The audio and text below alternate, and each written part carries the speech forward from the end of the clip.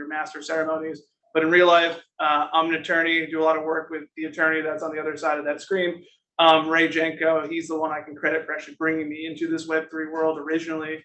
And outside of that, I've been a founder, and I guess the biggest brand name I bring to this conversation is being a professor at NYU, where I teach a number of different courses, including a class about the business of competitive video games. So when we talk about the metaverse, in essence, we're talking about video games to a certain extent. So that is me. And my handpicked panel I'm more excited about because I got a very interesting group right next to me. So I'll kick it to Shawn, Raza, Steven, and then Ray, because you're not here next to me. You'll bring up the rear. So go ahead. Hi, everybody. I'm Shawn Broderick. I'm a general partner at D-Lab. We are an early stage venture capital firm focused on Web3, crypto, and blockchain. We've been making investments for about 5 years in the space. Before that, I was an engineer by training, a geek, and an entrepreneur. Hi, my name is Raza. I'm currently the co-founder and CEO of a company called B that is working on legally enforceable programmatic agreements. Prior to that, I ran a venture studio, and prior to that, I built an asset manager focused predominantly on fintech that grew to about 6 billion in assets. And before that, I built a fintech called Rutenberg that went public on NASDAQ that was maybe the first to underwrite consumer credit online back when the internet was new. Hi, I'm Steven Rutenberg. I am a shareholder here at Polsinelli, and together with Dan McAvoy, for those on the last panel, we co-head our blockchain plus practice, which includes everything decentralization, everything Web3 with our legal angle, and we're happy to host you here again. Yes, Ray, that's your cue. Very nice to meet you guys. Thanks for having me, Dan. Dan McAvoy and others. I've read your stuff. You guys are on the razor's edge of this space. So it's nice to be here with you all.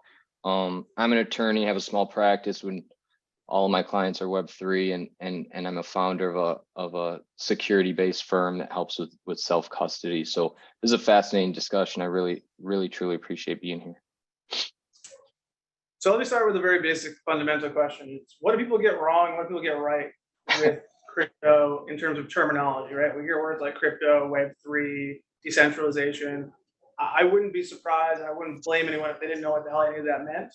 So can someone, and I'll start with you, Shawn, can you start to unwind it for me so we at least have a common set of vocabulary that we're working on? I think it's the same should be used. I'm happy to try, but I may fail. So I've got 3 other people here that might be able to pick up the slack. The way I like to explain it to people is think about the word decentralization first. How do you create mechanisms and tools that allow things to happen with no amount of trust involved between people? How can I give money from my wallet to your wallet and not have to worry about anybody in the middle being involved, whether that's a bank or a transfer agent or whatnot? I know that the system, the computers, will facilitate that trust. They become the trust. So decentralization is the word that I like to start with. Maybe Raza's got a better. I like to think of this space as divided into 2 demographics, sort of people who are already in business and commerce at a certain point, and people who are using technology and then arriving at business and commerce and using their own terminology to describe often the same things. And so there are a lot of analogies in common business that just have different terminology in the blockchain community world. So for example, most people who've traded bonds know what QSIP numbers are, and QSIPs are probably very good analogies for what NFTs are, in that they point to some asset with a number, and that number is stored somewhere. I think in general, the way I look at this space is not from the sort of commercial application, but the sort of continuity of what we know are database technologies or application technologies, and how those are evolving from what they were 10, 15 years ago to where they are now. And so this is just the next evolution of where we think computation should occur, how it should occur, where data should be stored, how it should be stored. Thank you. I would just add to that. I think we need to in some ways, not take terminology in this space so seriously. What does the, when there was when one of the panels beforehand, I had a little discussion with somebody, is what does it mean to be decentralized? What does it mean to be digitized? I mean, nobody's using faxes for shares anyway. Most things are electronic. Tokens aren't really tokens. Other than Ethereum, if you really define decentralization pretty strictly, almost nothing is really decentralized. But then in another way, almost everything since Web 2 has been somewhat decentralized. I mean, the amount of power given to consumers since Facebook is much more than if you think back in your parents' generation when everybody watched the news from one source. I mean, there has been a gradual shift of ideas of sort of empowering consumers. And I think people often either get scared and don't enter the space or get scared and trust shady parties in the space, like FTX, by being scared that they don't understand this terminology, because the terminologies aren't necessarily fixed.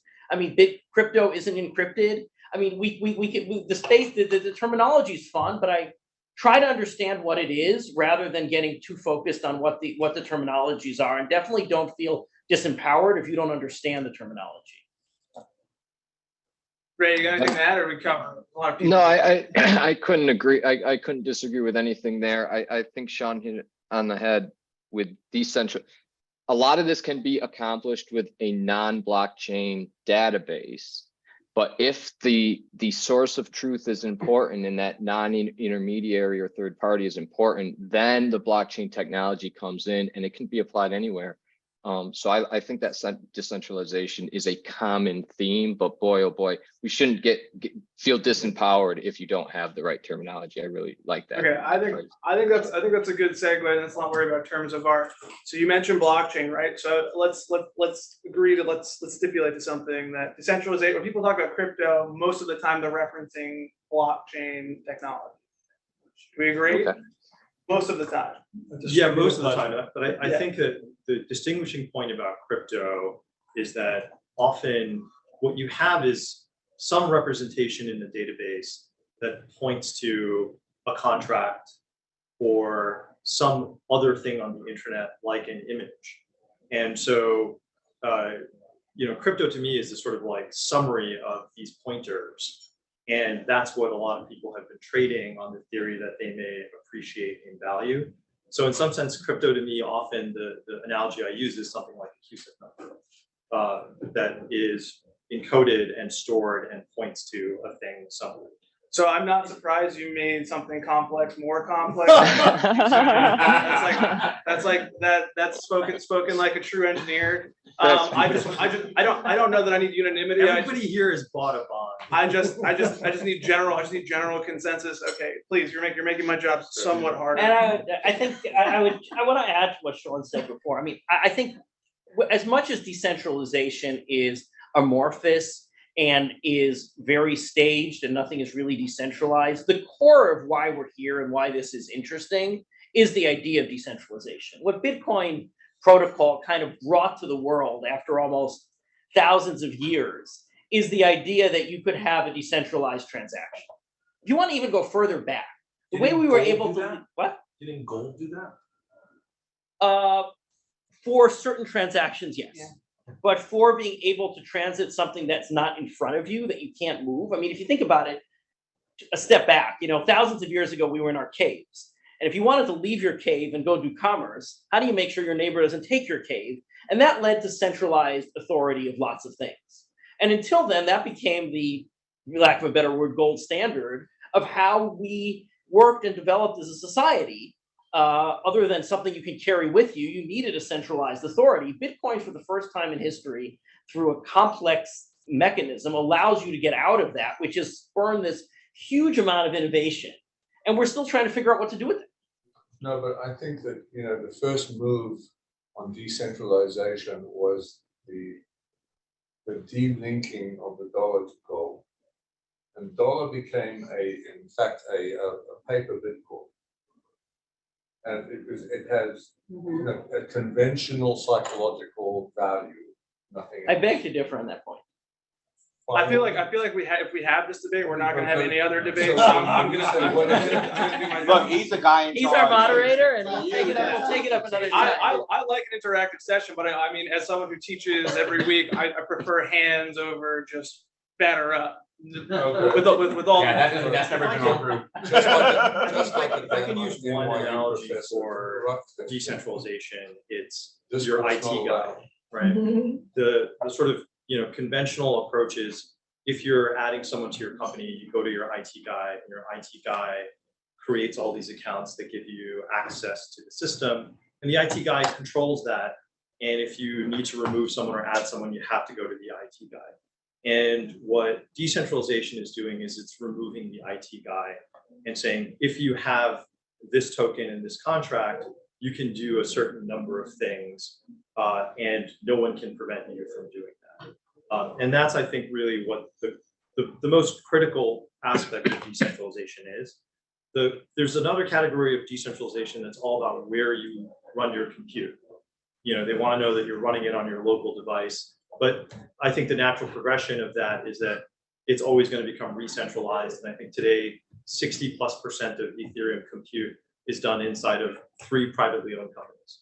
So let me bring this back full circle, just because we talked about being in our caves and coming out for commerce. We all came out of our caves for commerce today. So let's talk a little bit about that. So I think there's 2 categories, right? There's decentralization that includes the distributed ledger, i.e. blockchain, and then there are applications of blockchain. So I'll go around the room here, and Ray, I'll start with you because I think you're getting short shrift because you're remote. What are examples? I'm learning. Okay, that's good. And then I'm doing my job partially. So what's a good example or a good illustration of an application of blockchain and an application or use case for decentralization, in your view? To try and stay apolitical, there is this notion in this Web3 world, and there is a spirit around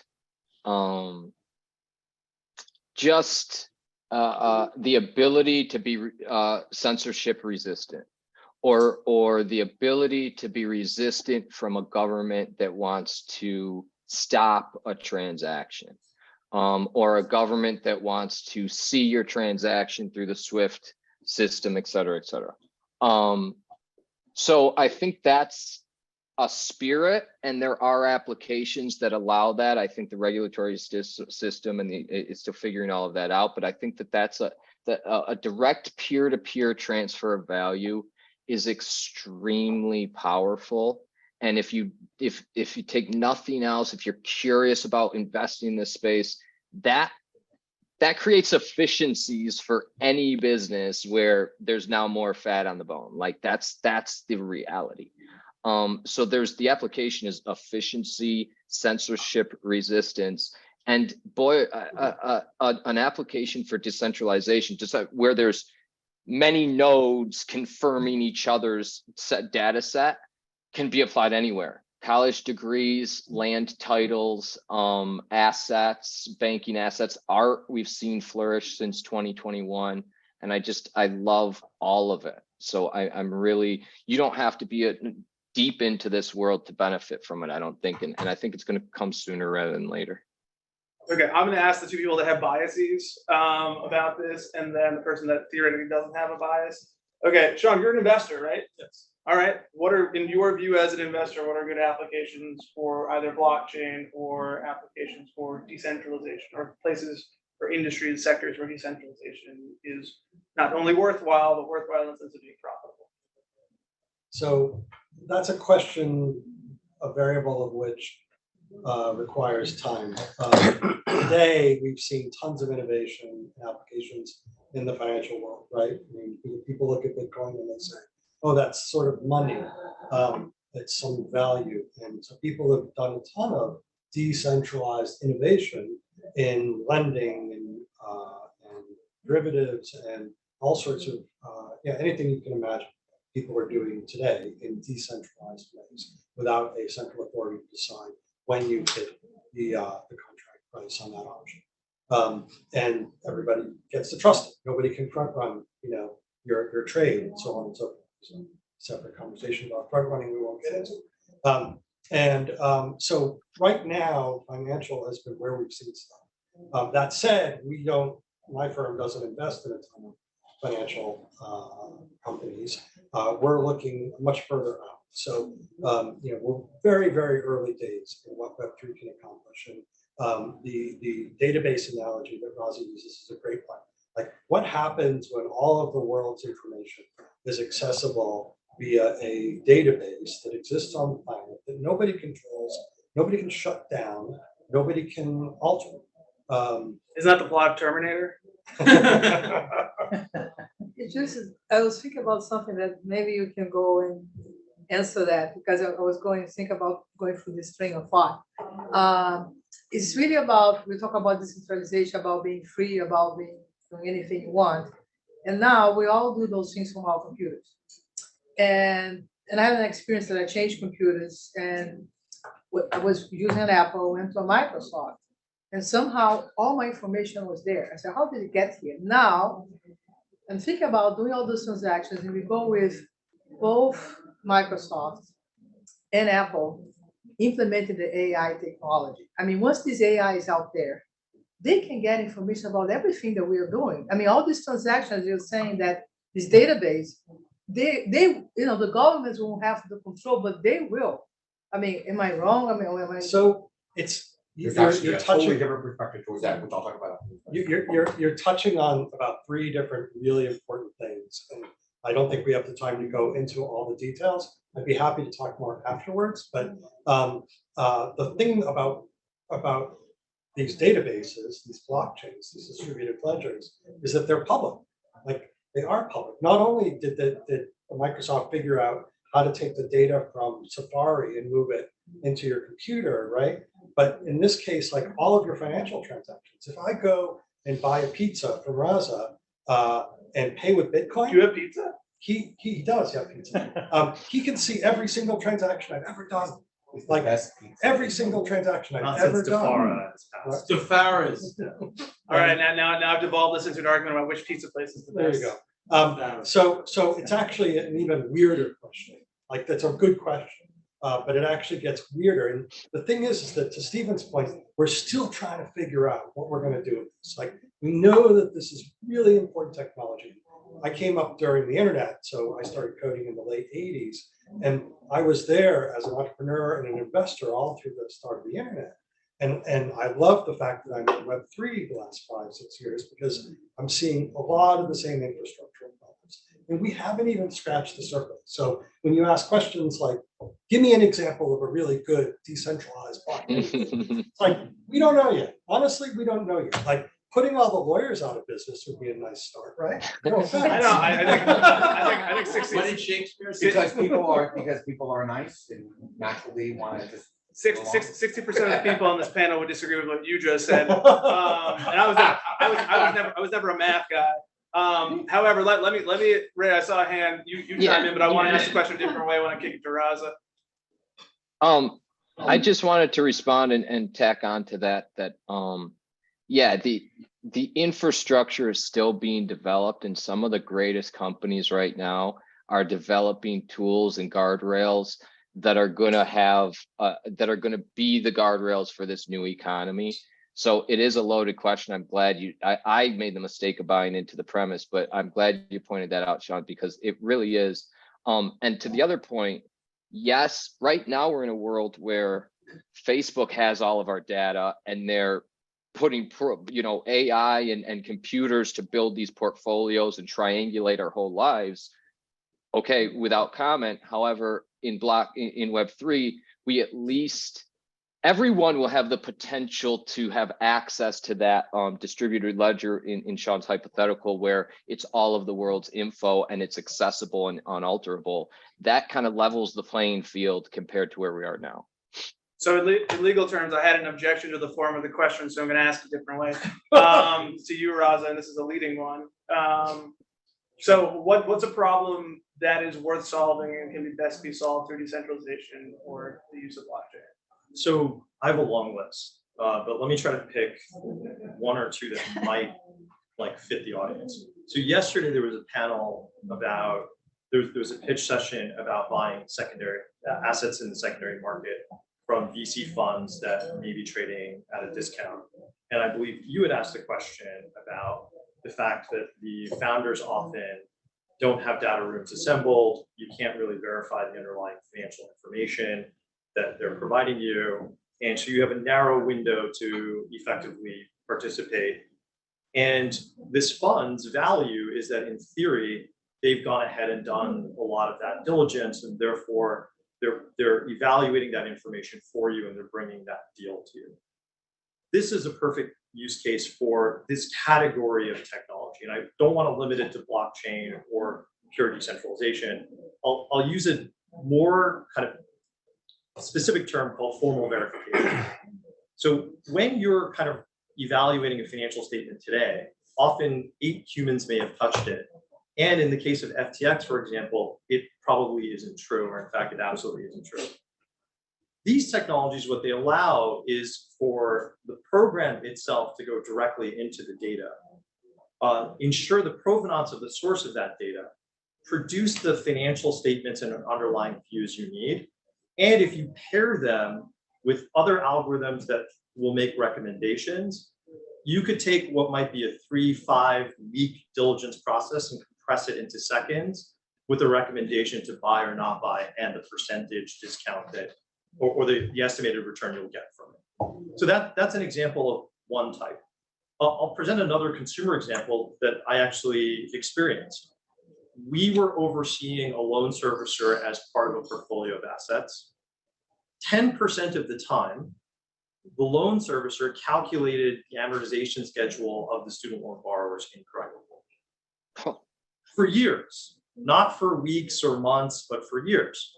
So we would go back, rerun the loan amortization schedules, give them a list of loans to correct, and they would manually go back and correct the loans, and the students were either overpaying or underpaying, and neither was really good for the consumer at the time. Something like that, most consumers today take for granted. But if that computation is running in a verifiable, decentralized way, then everyone can trust that that calculation is correct and transact accordingly. And those are just some small but very material examples of alterations in how we transact today. That was just a preview of Roz's TED Talk. Stephen, do you want to? I have another one for you that's totally separate, but I'll give you whatever opportunity you want to answer to address. I'll address a few different points, particularly what Ray said beforehand. But I mean, I think your use case is very interesting. But if the real problem with your student debt is the actual data, not the trust. And I'm not sure how much blockchain, and getting back to what the use. I mean, I think the best use case for blockchain will be something where you have problems with trusting the data, not as much with the data being correct or wrong. Because if the issue is the data is not being done properly, then a good centralized source is probably better. I mean, the real concern about blockchain why I think it's a fascinating technology, we need to be careful, is it's not a privacy tool. One could argue half cynically that one of the best uses for blockchain is a totalitarian government that wants to keep track of everything in an immutable fashion. I mean, we need to it's kind of ironic how blockchain was developed by people very much interested in privacy, but blockchain is not a privacy tool. I mean, blockchain is a great transparency tool. If you want to make sure that the data from your nuclear power plant doesn't get changed or your health records don't get changed, you want blockchain. If you don't want your health records to get out there, you don't want the data dispersed. But can I make 2 corrections? But the boss man had his hand raised. Yeah. Okay, so this is a financial group. Does anybody have an idea of how to make money on this in the next year or 2? Work for the Chinese government is going to make money in 5 years. Yeah, to sort of just make a quick mod to that point is that there is a difference between data and calculation, and what I'm talking about is the calculation environment. And blockchain is not currently great for privacy, but there are new technologies, including zero-knowledge proofs, that will allow you to sort of have private data and know when you want to interact publicly with the chain and achieve the same benefits. So we're in this mode of how these technologies evolve, which kind of gets to the answer. Zero-knowledge proof doesn't make me any money, right? It does. It does. Sure it does. It certainly can. Well, so We got 4 people that say you can make money, Marty. Let's. So Where is it? Where? a lot of that, I think if you're looking at where to invest in this category and you're looking for a quick token and a high spike and an exit, that's probably not where I would see the value or make a recommendation. I think if you follow the infrastructure and you're a long-term player, you can basically make a lot of money from the progression of this infrastructure. And for- Let's say For a there's something clear called the utilization token, right? So right now, if you go to Florida, you live in Florida, there's an express lane and you pay extra for it and it's got surge pricing. I can drive really fast on I-95, everybody else is in a traffic jam. What if there was a utilization token of every parking space in this darn city? And you could say, I want to reserve this spot in 2 weeks at 5 p.m., 3 p.m., et cetera. Or I'm going to be going through the George Washington Bridge and I want to reserve my spot at 5 p.m. to drive through it fast, right? I mean, those seem to be like great real world utilization that you could. But those aren't really decentralize. necessarily, it depends what you mean by, it really gets to the core of what you mean by decentralized, because Well, it's self-administering. meaning, so if And it's then the government self-administered. No, Administrative self-administering is not. Self-administering is not decentralized. That's For a example, where misnomer. I think decentralization could really make a difference financially, at least in the short term, are businesses that people aren't going into because they don't trust the output. For example, certain royalty streams. If you want a royalty stream from something and you're dealing with, as Wharton professor Kevin Warbach said this very well, the core of blockchain is not a trustless.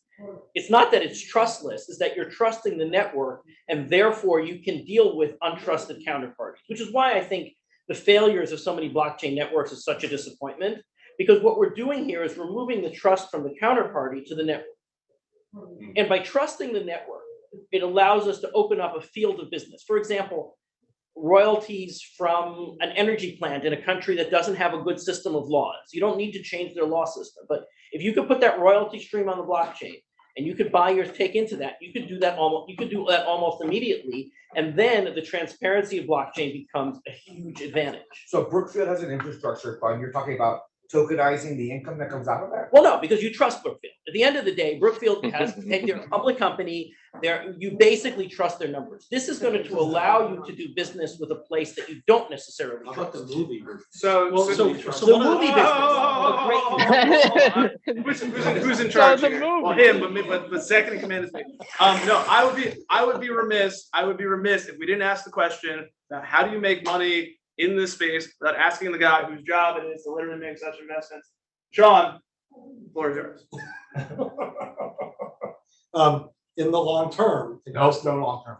2 years. There is, if you want to make money tomorrow, Yeah. just go get a trading, set up for crypto. Yeah. You can buy and sell tokens all day long, just like you could try to day trade stocks. And you're gonna get wrecked, just like most people get wrecked. Just like most day traders. Just like most day traders do.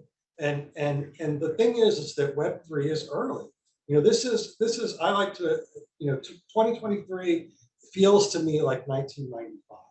You guys remember what the internet was like in 1995? It was Yahoo. That was it. Pretty slow. It was slow, it was crappy, and everybody looked at it and said, no fucking way you're gonna make money on this crap, right? This is dumb. And we're still there. It's still crap. But maybe could you comment on like? Chet, I just sorry. want to say that I think long term is unpredictable. And I appreciate that. That's why you get first crack. So I invested, for example, for a fund of funds that said it was investing in blockchain funds. And that they were not going to do Bitcoin trading or anything like that. They were going to go into the infrastructure of blockchain and all of the attributes therefrom. I still don't know what the hell they're doing. Where are they going to make their investments and in what? Did they make money? I don't know. It's a fund of fund, like a venture capital fund of fund? They out of the UK. I think I know who you're talking about. No, this came out of my membership of Tiger 20. Oh, they're out of So, Portland. no, it's out of Seattle, actually. Yeah, I know. Okay, so he makes an investment in maybe 6 or 7 different venture capital groups that they're going to invest in blockchain. I don't know what the hell they're doing. I assumed that there were gonna be applications of blockchain that One of the are outside reasons- of Bitcoin, but I don't know where they are. But the purpose of that fund is that they get into funds you can't get into. No, I'm in a fund of funds, just report on the funds, there's a funds of them. But they get into funds you can't get into, that's the point. Oh, hold on, the giant head in the room, Ray, you were gonna say something. Well, I mean, I think the gentleman is answering his own question. That doesn't sound like an attractive investment to anyone at all. And the first question of how do I make money? It's really finding a star founder and doing your diligence there and making a bet on some of these brilliant young people who are it's like it is like It sounds like 1995. FTX. What are they? Well, related to? I didn't say that. I do think that. Well, I do think that there are Blockchain being great. used Well, go for ahead. aside from coinage. Well, so I've avoided this space for a long time, even though I've been monitoring it for a long time, because I thought that the infrastructure was lacking to really build commercial applications. And it was only in the last 18 months that I finally decided, okay, it's actually close enough that we should start building, because this is the cycle of actual utility, and we picked a project that everybody needed and are gaining momentum from using it. And I think I would not go into this space if you're looking for the token waves of the last 4 or 5 years.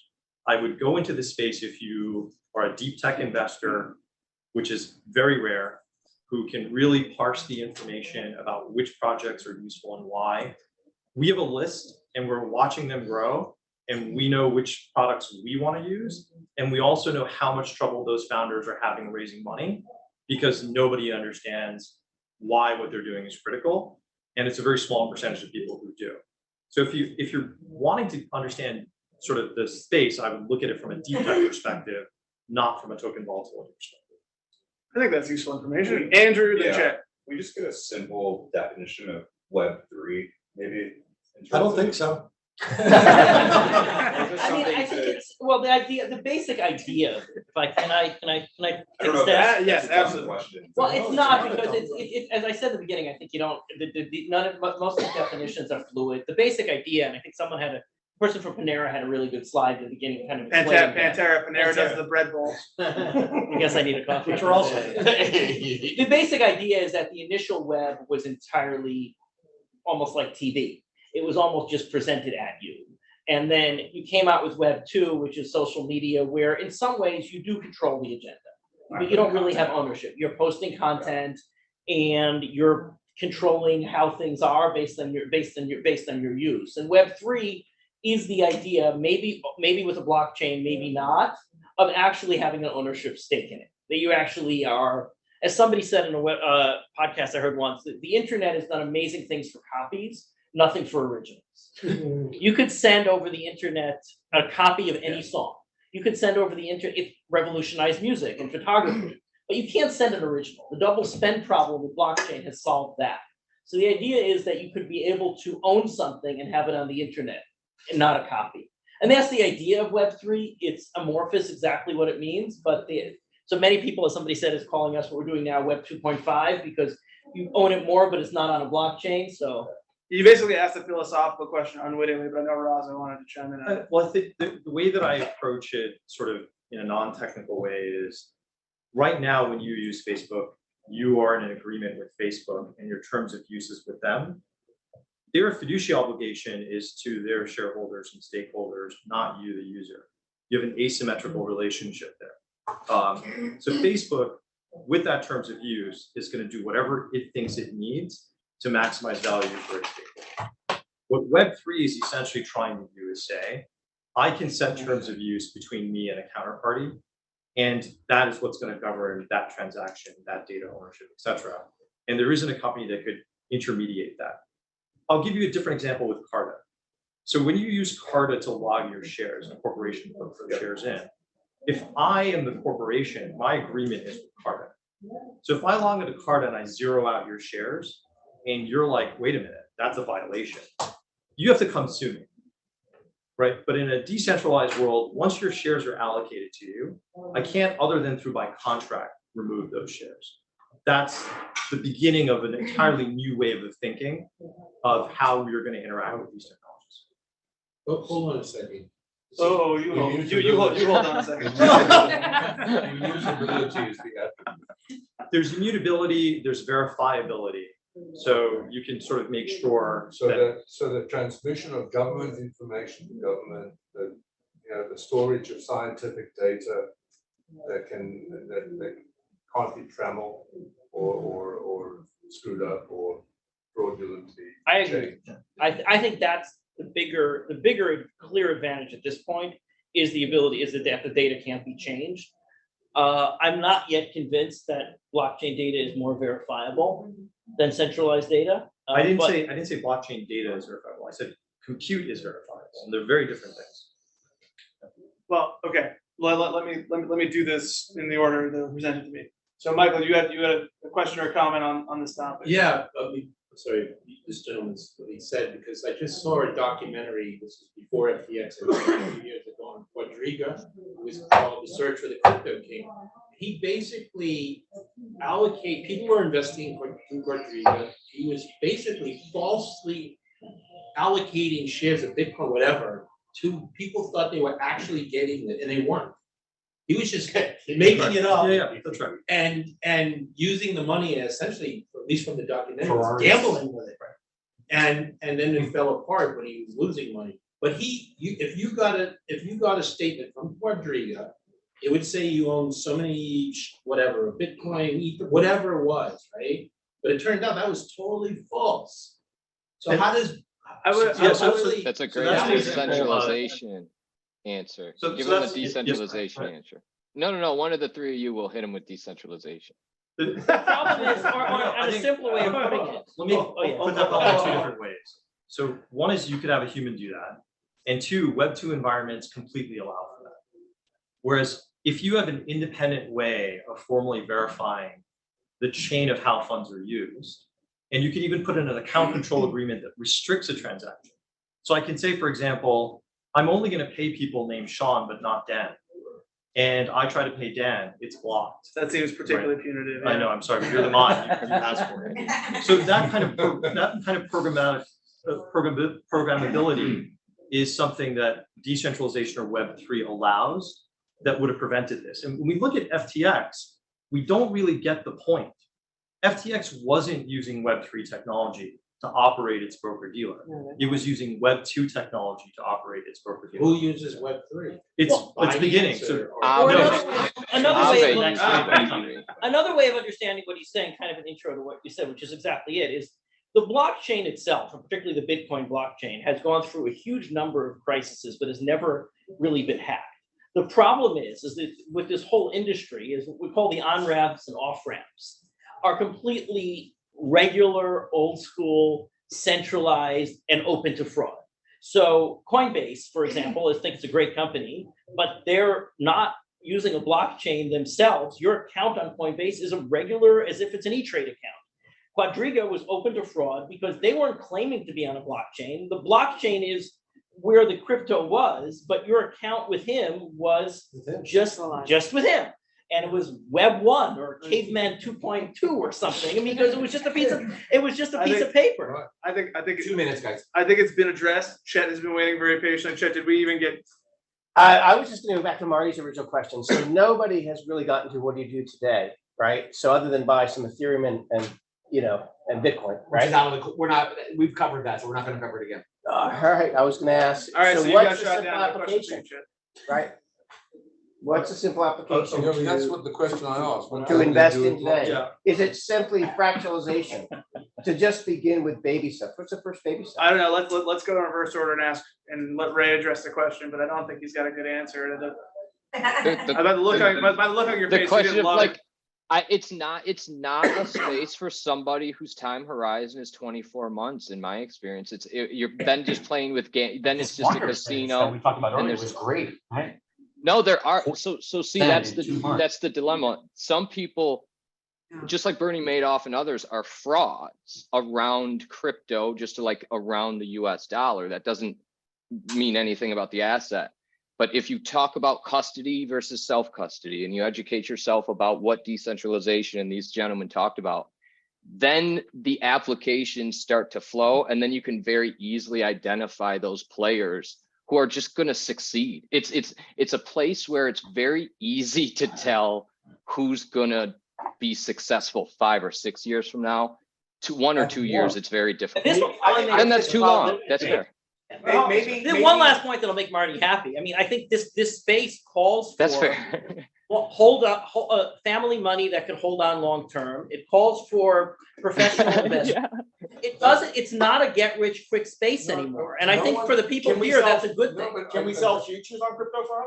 Because that we can make money. Crypto fraud. Yeah. Oh, actually, well, that's, It's like a that's- cycle. Under or over. ICO, Well, FTX. well, Ray, actually, funny enough, Ray and I have a mutual friend who's a criminal defense attorney that's basically bet a future in his own practice on it. Yeah, investing who's- criminal who's- defense attorney. Yeah, who's So you can buy fraud. he's not buying fraud, but as a criminal defense attorney, he's basically investing. He's very he's- long crypto fraud. Yeah. Let's put it that Wait, No, class actions in crypto. I do want to address everyone's questions. I'm glad this has got so much participation, but I know we're short of time. So maybe the best way I could end this is everybody in this room, I think all day for the last 2 days talks about in one way or another about their investment thesis.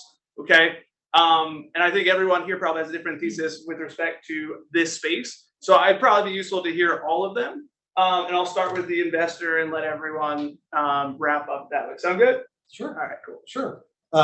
Yeah, D-Lab's investment thesis is the same investment thesis I had in 1995 during the start of the internet. When we looked at Yahoo and said, this is stupid, but I walked out of a job that paid me more in inflation-adjusted dollars than I make today in 1995 to do internet startups, because I understood, I could see what was going to happen in 10 years. And what happened in 10 years was way more than I even imagined.